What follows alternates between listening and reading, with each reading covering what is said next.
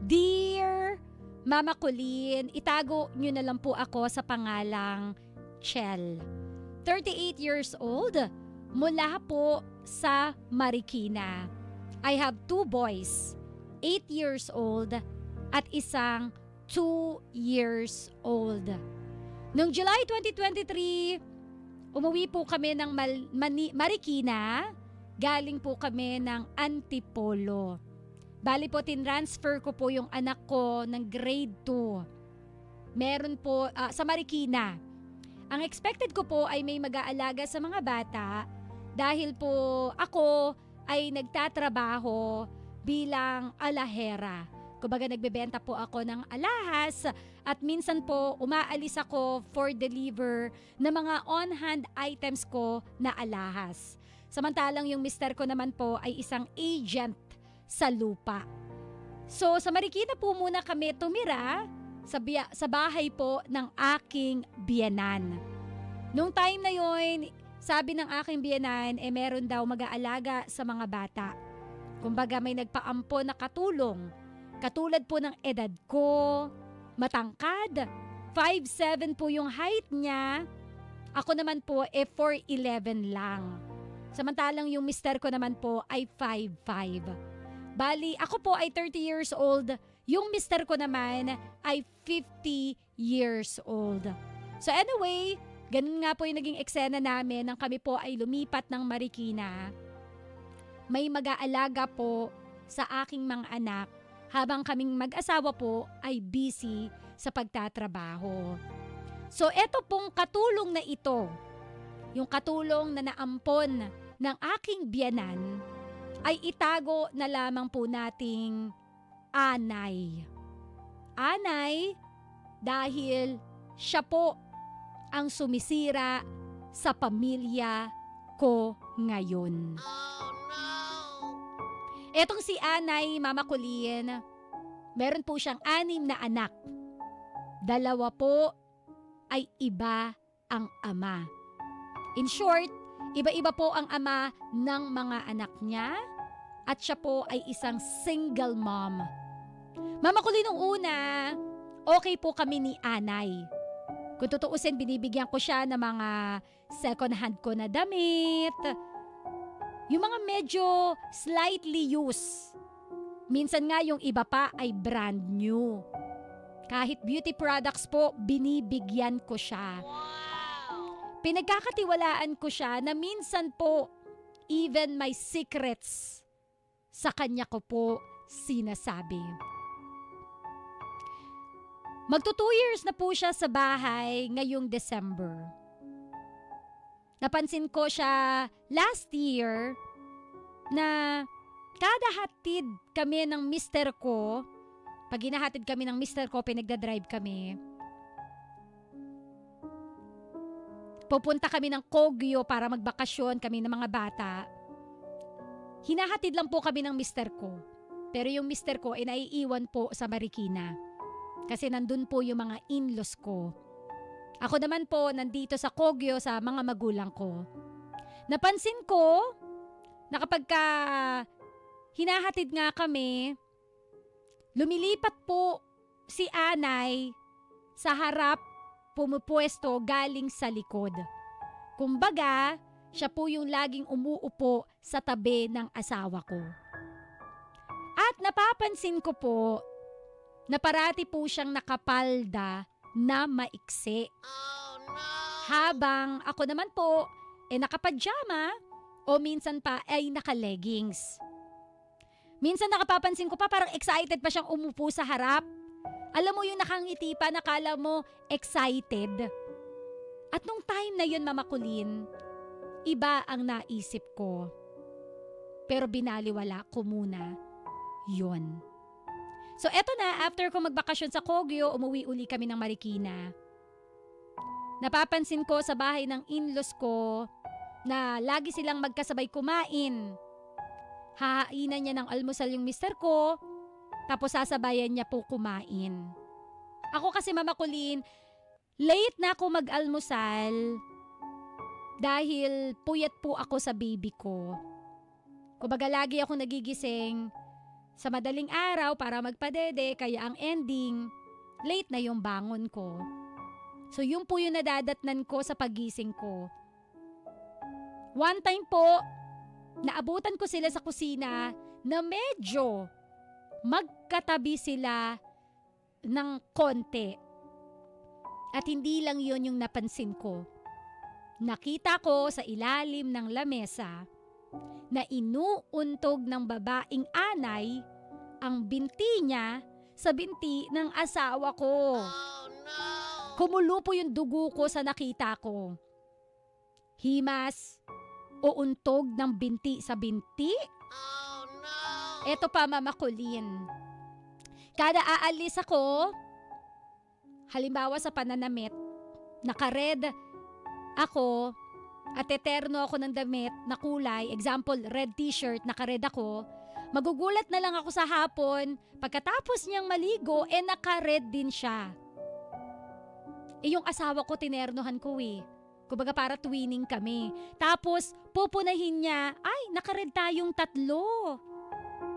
Minsan naka-yellow naman ako. Tapos maya-maya magpapalit din siya ng yellow. Alam mo yung parang naiinis ako kasi parang ginagaya niya ako. Parang ginagaya niya yung mga pananamit ko. Na naglalaro na sa utak ko ng mga panahon na yun, may gusto ba siya sa mister ko o nang iinis para sabihing nagseselos ako? Oh, no! Kinompronta ko na po siya, Mama Colleen. Nang hindi ko na mapigil yung mga ginagawa niya na mga napansin ko katulad nga nung nabanggit ko.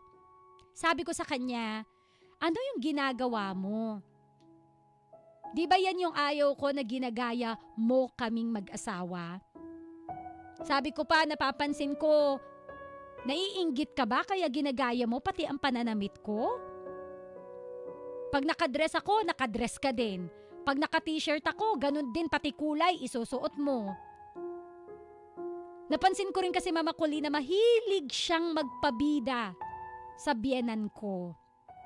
Na kesyo, mas magaling daw siya mag-alaga ng bata kesa sa akin. Susumbong pa niya sa biyenan ko na mas okay siya pati sa asawa ko. Na pati sa bahay, sasabihin niya na dugyot daw ako. Oh, no! Hello! Career woman ako. Siya, specialist niya sa bahay, mag-alaga ng bata kasi pinabayaran siya. Ako, busy din ako maghanap ng pera, pati mister ko. Lagi niyang sinasabi na siya, di ba parang siya nga yung magaling dun bakit kailangan siraan ako sa pamilya ko? Ang loob-loob ko, ano ang purpose niya? Para palabasin niya na kulang na lang palitan niya ako sa bahay. Mama Colleen, eto pa po one time po sa sala natulog yung mister ko. Nagpasuyo ako kay Anay na samahan akong matulog sa kwarto para sana siya yung tatabi sa bunso ko. Siya magpapadede kasi wala nga akong tulog at may lakad po ako kinabukasan. Ganon din po yung mister ko. Ayaw din niyang napupuyat kasi may lakad din siya kinabukasan. So eto na nga, pinatulog ko yung si Anay sa kwarto, 3 kami, ako, yung bunsong anak at si Anay. Ang nakakagulat, ako po nakasuot ng nighties na itim. Hindi naman kanipisan at hindi rin ganun kaiksi. Aba siya, nagsuot din po ng nighties. Oh no! Mas manipis at mas maiksi sa kanya kasi matangkad siya. Ang tanong ko, bakit siya magsusuot ng ganun? Sino yung pinagsusuotan niya ng ganun? Mama Colleen, usually nakikita ko sa katulong ang suot po dapat pajama. Pero siya, bakit nighties? See-through. Kinaumagahan, nagrereklamo yung asawa ko, di daw siya nakatulog sa sala. Sabi ko, bakit? Isolo mo naman ang sofa. 3 gabi po na ganun ang eksena niya. Hindi daw siya makatulog. Naisip ko kasi kada baba sa hagdan nung malanding Anay nakatulong na naka-nighties, iihi sa madaling araw, siguro hindi natin alam kung ano yung nangyayari sa kanila pero ito yung masakit na part. Isang araw po, 6:00 ng umaga, na kinuha ni Mister yung bunso ko, ako nakahibagga pa sa kwarto. Nauna laging magising si Anay, katulong at si Mister ko. Out of nowhere, bigla po akong nagising ng ganong kaaga. At sabi ko parang tahimik sa baba. Bababa sana ako ng hagdan. Nasa pinto ako para mag-CR sana. Nahuli ko sila, nakaupo sa sopa yung Mister ko, hawak yung bunso ko. Tapos yung katulong na malandi, nakatayo naman, hawak ang batok ni Mister. Tapos si Mister, himas ang binti at hita ng anay kong katulong. Nagpakita ako nung oras na yon. Sa inis ko, pinagmamasdan ko sila ng matagal. Galit yung nararamdaman ko nung mga oras na yon. Ginawa ko, hinata ko yung babae, hinata ko yung palda niya, tapos huli na nung nakita ni Mister at pinaalis niya yung katulong, bitbit yung bata. Nagtalo kami ng Mister ko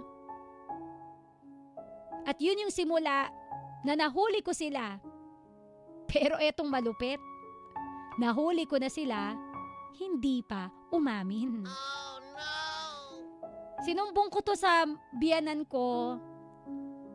Ang malupit, hindi naniniwala ang biyanan ko sa akin. Ang sabi niya, dapat daw pinicturan ko. Hindi daw sapat na ebidensya na nakita ko na may relasyon sila. Dapat daw may picture. Again, pareho po silang hindi umamin. Nung nagtalo kami ng Mister ko, sabi ng Mister ko, mahal daw ako ng Mister ko. Okay, fine. Pero ang nakakaloka, etong si Anay, patuloy ata akong inaasar. To the point na lagi na lang kami nag-aaway nung katulong. Sabi ko kasi sa kanya, kabit, malandi, higad ka, makate, ahas, tai ka. Mama Kulin, sinira din niya yung 9th anniversary namin ni Mister. Nakared yung asawa ko. Nung time na yon, nag-red din po ako. Ang nakakaloka, nag-red din po si Anay na malanding katulong. Tapos, pupunahin niya, sasabihin niya, ay, naka-red na naman tayong tatlo. Nangaasar. Hindi ko pinansin lagi yung ganong ginagawa niya. Kahit piko na ako. Tapos sasabihin niya nung dinner sa asawa ko, Kuya, samahan mo ko mamalengke para sa agahan bukas. Sige ka, makikipag-date ako ngayon. The audacity, wow. Nainis ako. Sabi ko, pinalagpas ko yung mga naka-red ka, gaya-gaya ka. Tapos yan sinabi mo sa harap ko, sa Mister ko, na pinapatunayan mo ba na kabit ka, mga agaw ka, anniversary namin ngayon? Kahit alam mo na anniversary namin, talagang panira ka ng pamilya? Sinabi ko sa kanya, ang ending, siya pa yung galit na galit. Siya pa yung matapang. Mama Kulin, grabe na po ang ginagawa ng katulong namin. Hindi ko po alam ang gagawin ko. Umabot pa sa akin na muntik niya akong matinidor dahil ginigit-git niya ako sa kusina, samantalang ako, pag kami sa kusina, nag-e-excuse ako. Kumbaga para siya, para-paraan siya, nakaharang daw ako. Alam mo yun, parang nananadya po talaga. So sobrang inis ko, nasagi ko siya, hinabol ko siya ng tinidor, sabi niya ipapabarangay niya daw ako. Pero pinahinto ako ng biyenan ko, pinauwi ako ng Kogyo. Bit-bit ko yung anak ko. Pinaghiwalay muna kami. Hindi daw mapaalis yung katulong, ito yung masaklap. Hindi mapaalis yung katulong kasi ang rason, inaalagaan ng katulong din yung biyenan ko. So ending, ako pa din pala ang mag-a-adjust. Oh no! Hiniwalayan ko yung Mister ko. Sabi ko, maghiwalay muna tayo. Pero patuloy na sinusuyo ako ng Mister ko. Pero isip ko madumi na, Kasi ang tumatakbo sa isip ko, baka may nangyari na nga po sa kanilang dalawa.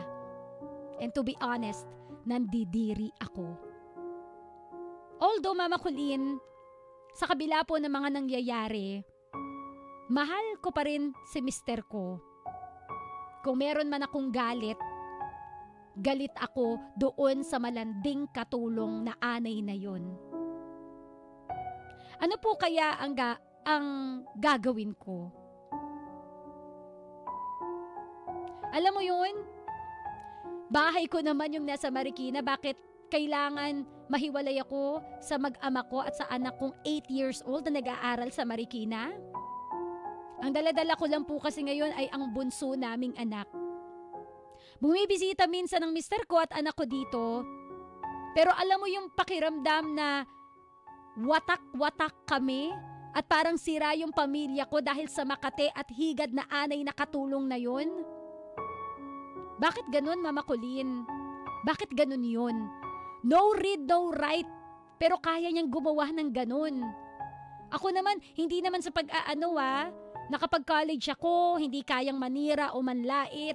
Pero siya, nagagawa niya sa akin, halos naubos na yung pasensya ko, umabot na sa ganun.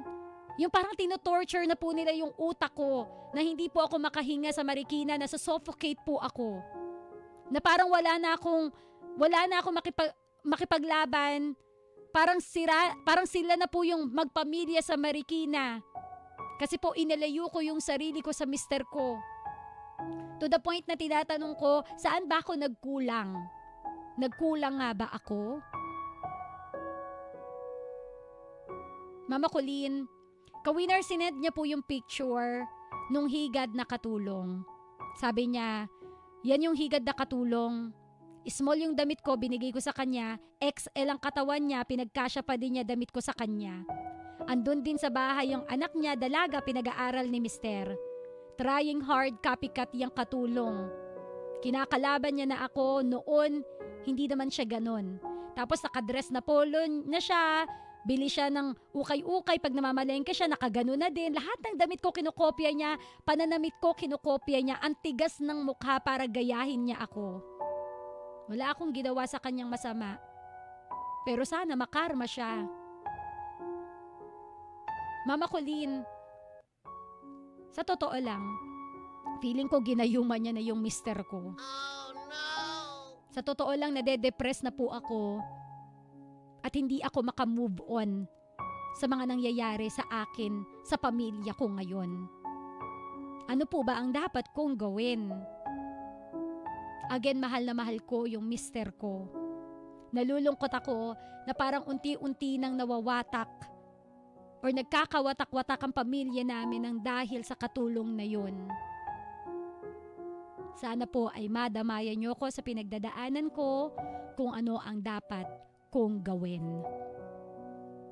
Muli, ako po si Chel, 38 years old.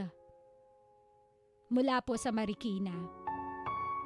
At ito po ang aking kwento dito sa Heart to Heart with Mama Colleen. Napapakamot na lang ako ng ulo sa nangyayari sa'yo, Chel. Oo. Alam mo, parang yung Chel, gusto ko sabihin na mag-chill ka lang. Pero paano ka nga naman makakapag-chill kung ang kalaban mo, sabi mo nga, no read, no write, mas may pinag-aralan ka pa, pero bakit parang siya yung nagwawagi? Hindi naman sa minamaliit mo etong si Anay, pero nakakainis lang, di ba? Nagigets kita dun. Pero sabi mo nga, ikaw ay college graduate, nakapag-college ka. Sabi mo nga, in short, ikaw yung may pinag-aralan dito. Mas lawakan mo pa yung pang-unawa mo na lang. Hindi ibig sabihin na makipagsagutan ka dyan, 'di ba? Kumbaga, gawin mo kung ano yung tama.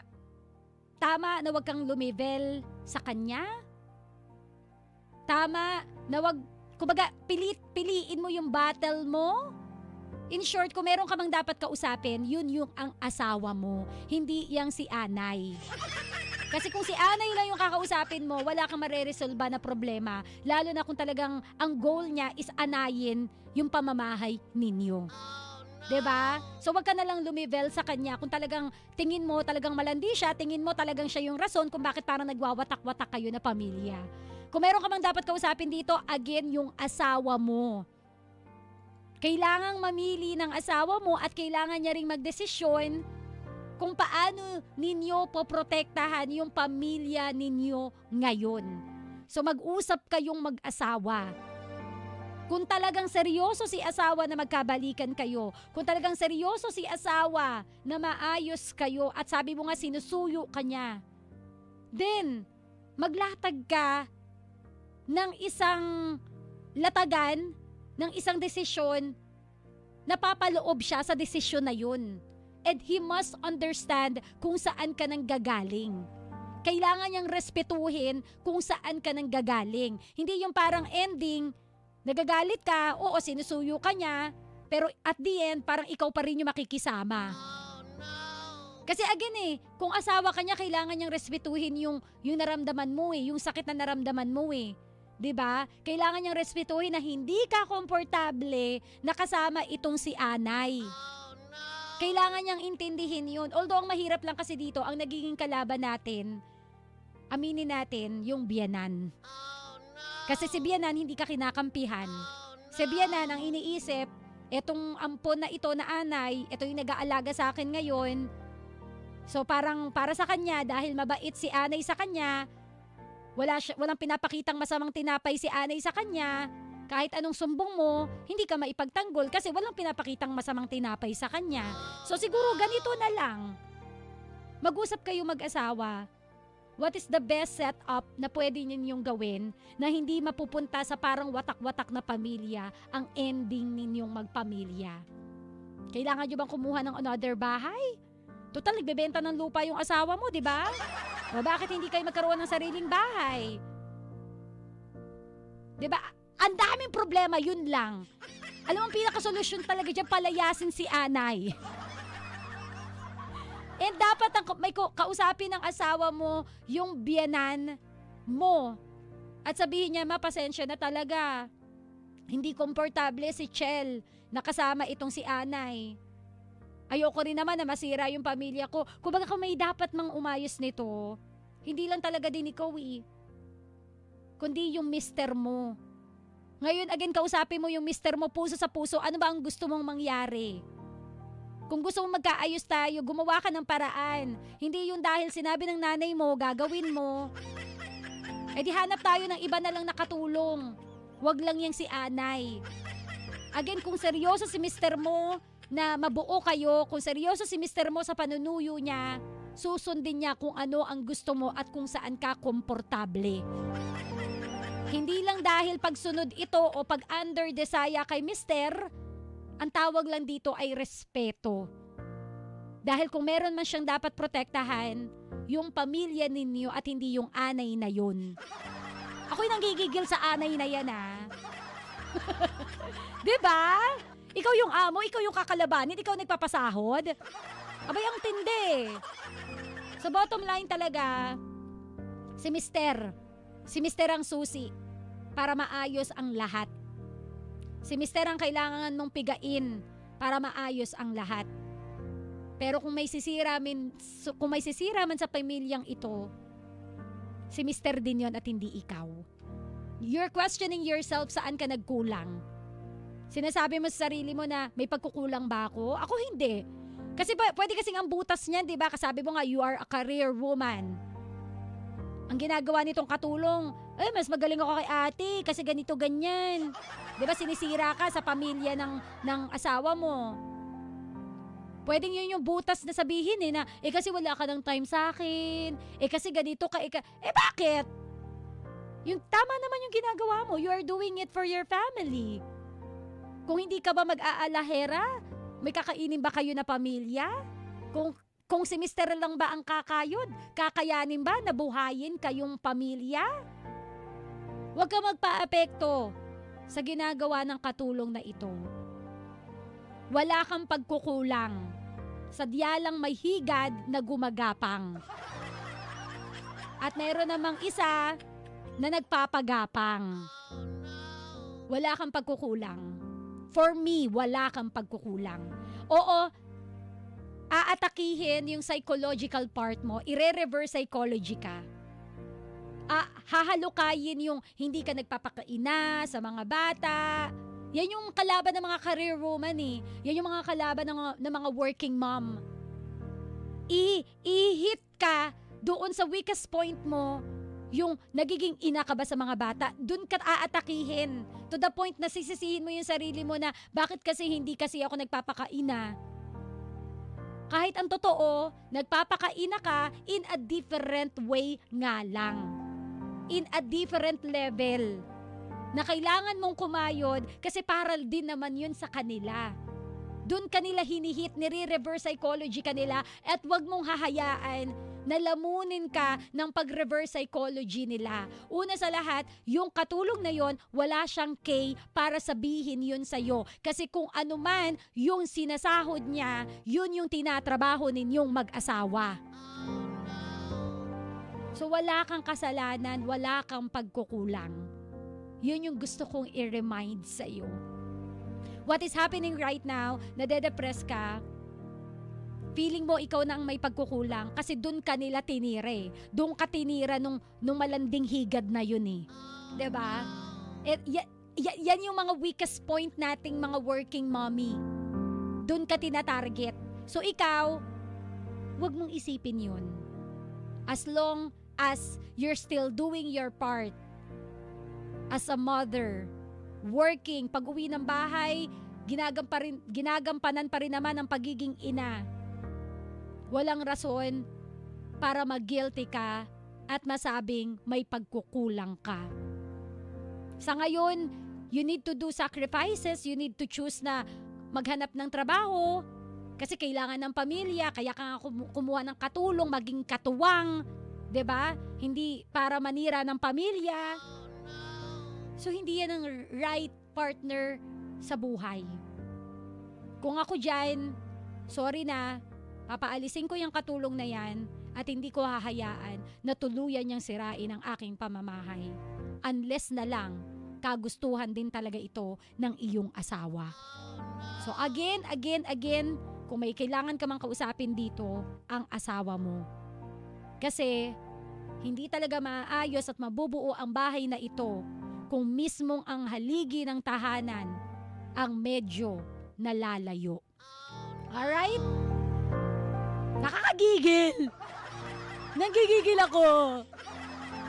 In fairness sorry hindi naman sa inaano ko, may itsura naman si Anay. Ay, Anay nga yun lang. Oo, sana itong si asawa mo, tumino. Kung talagang malandi yung asawa mo, sana mapatino pa natin. Pero kung pipiliin ng asawa mo yung Anay na yun, ay Diyos ko Lord. Ay talaga. Okay? Ka-winner! Wala na akong masabi. Nai-stress din ako. Ang dami dapat ayusin Oo Pag pinalayas mo si Anay, magagalit si Biyanan, ayaw mo naman mangyari yun. Ang bottom line talaga dito si Mister Palitan mo na lang yung Mister mo. Message to the Misters, katulad ng Mister ni Chel. Wag po nating unahin yung landi. Wag tayo magpadala sa pansamantalang landi.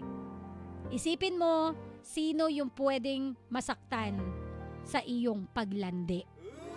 0977-7000-915. Mamaya i-open ko yung linya para ikaw ay makatawag.